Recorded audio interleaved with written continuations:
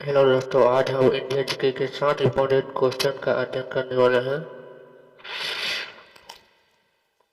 अपना पहला प्रश्न है,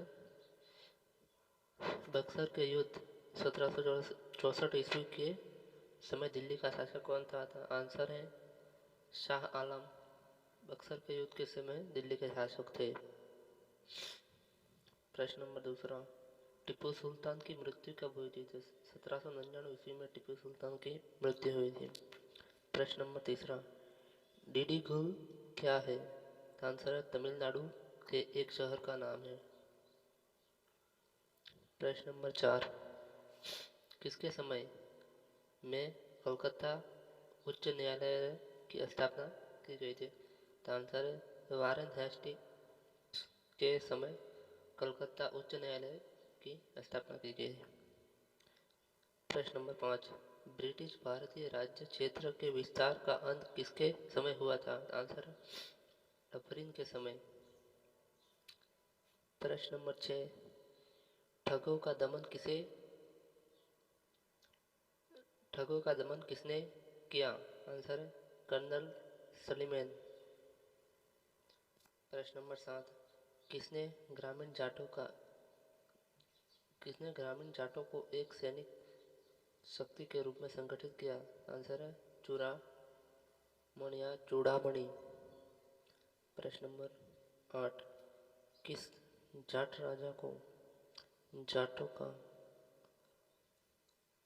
अफलातून एवं आदरणीय वो विद्वान व्यक्ति कहा जाता है? आंसर है सूरजमल।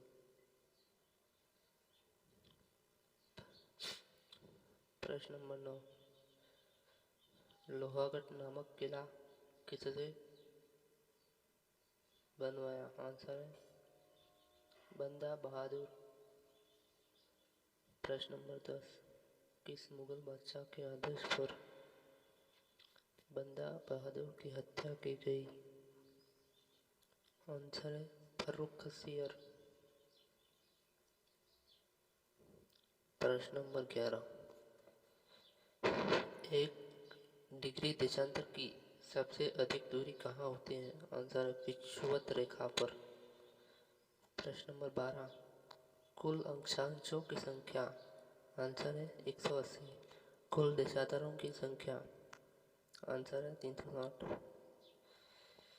प्रश्न नंबर 14, विषुवत रेखा के समांतर कल्पित रेखाओं को क्या कहते हैं? आंसर है अक्षांश रेखा। प्रश्न नंबर 15, पृथ्वी के उत्तरी व दक्षिणी ध्रुव को मिलाने वाली रेखा क्या कहलाती है? आंसर है देशांतर रेखा। प्रश्न नंबर 16, प्रधान मध्याह्न रेखा किस स्थान से होकर गुजरती है? आंसर है ग्रीनविच। प्रश्न नंबर 17, ग्रीनविच रेखा क्या है? आंसर है 0 डिग्री देशांतर। प्रश्न नंबर 18, पृथ्वी 1 घंटे में कितने देशांतर घूम लेती है? आंसर है 15 डिग्री। प्रश्न नंबर 19, दक्षिणी ध्रुव का अक्षांश क्या है? आंसर है 90 डिग्री। प्रश्न नंबर 20, दो स्थानों के देशांतर में 1 डिग्री का अंतर होने पर उनके समय में कितना अंतर होगा? आंसर है 4 मिनट का। प्रश्न नंबर 21, विश्व का कौन सा नगर भूमध्य रेखा के सबसे निकट है? आंसर है सिंगापुर। प्रश्न नंबर 22, देशांतर रेखाएं किस दिशा में खींची जाती हैं? आंसर है उत्तर दिशा से दक्षिण दिशा में। प्रश्न नंबर 23, भूमध्य रेखा की ओर जाने पर देशांतरों के बीच की दूरी पर क्या प्रभाव पड़ता है? आंसर है बीच की दूरी बढ़ती है। प्रश्न नंबर 24, भूमध्य रेखा से ऊपर 0 डिग्री से 90 डिग्री क्या कहलाता है? आंसर है उत्तरी गोलार्ध। प्रश्न नंबर 25, भूमध्य रेखा से नीचे 0 डिग्री से 90 डिग्री क्या कहलाता है? आंसर है दक्षिणी गोलार्ध। प्रश्न नंबर 26, अंतर्राष्ट्रीय तिथि रेखा का निर्धारण कब किया गया? आंसर है 1864।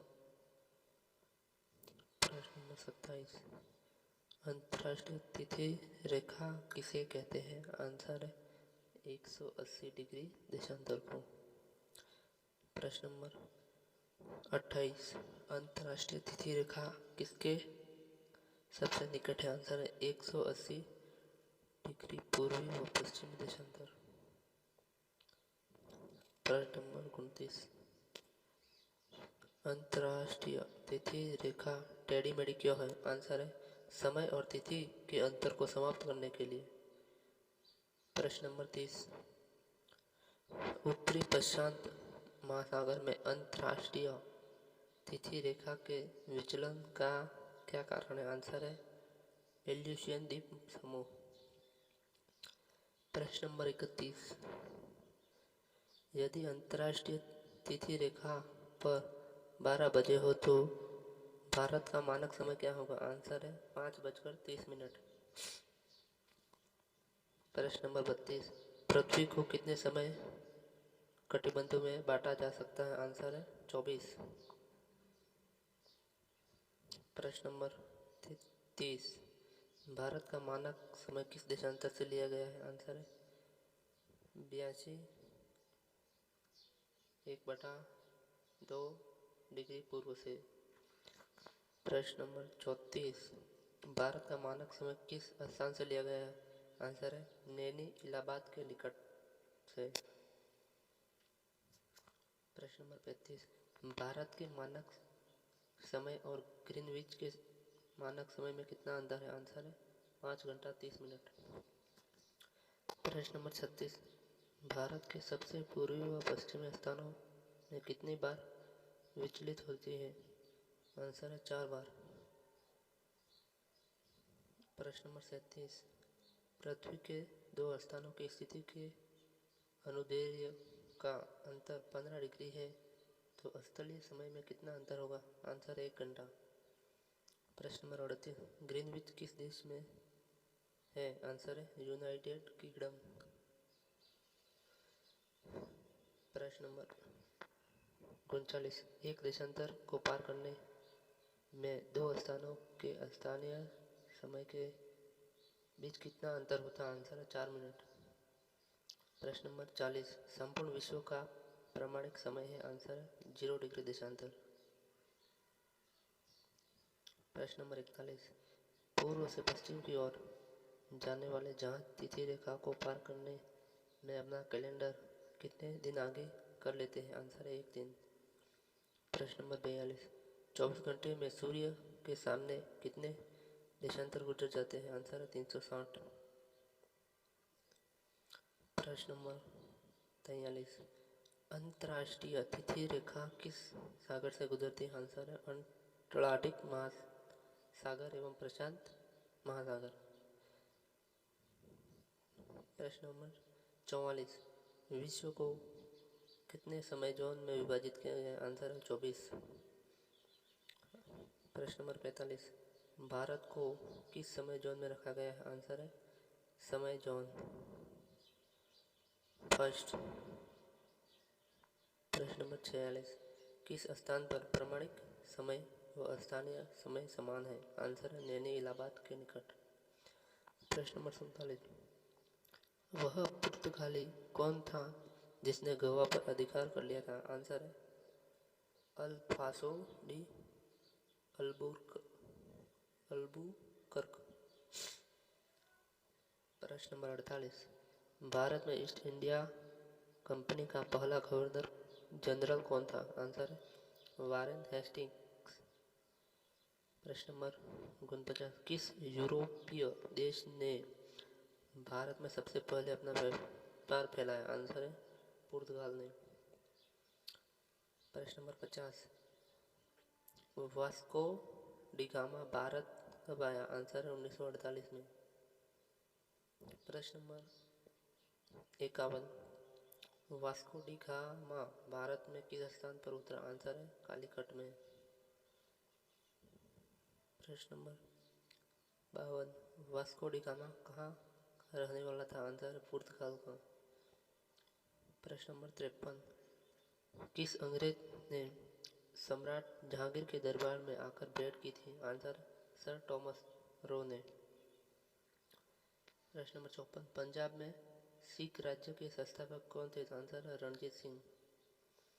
प्रश्न नंबर 55, रणजीत सिंह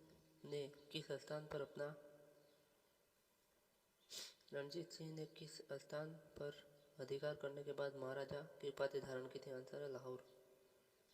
प्रश्न नंबर 56, रणजीत सिंह व अंग्रेजों के बीच कौन सी संधि हुई? आंसर है अमृतसर की संधि। प्रश्न नंबर 57, अमृतसर की संधि किस नदी के दोनों ओर राज्य क्षेत्रों के बीच सीमा निर्धारित करती थी? आंसर है सतलज नदी।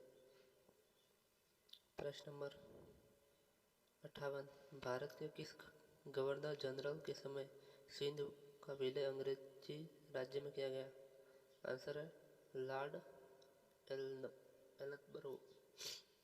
प्रश्न नंबर 59, सिंध विजय का श्रेय किससे दिया जाता है? आंसर है सर चार्ल्स नेपियर को। प्रश्न नंबर 60, भारत में सहायक संधि का जन्मदाता कौन है? आंसर है डुप्ले।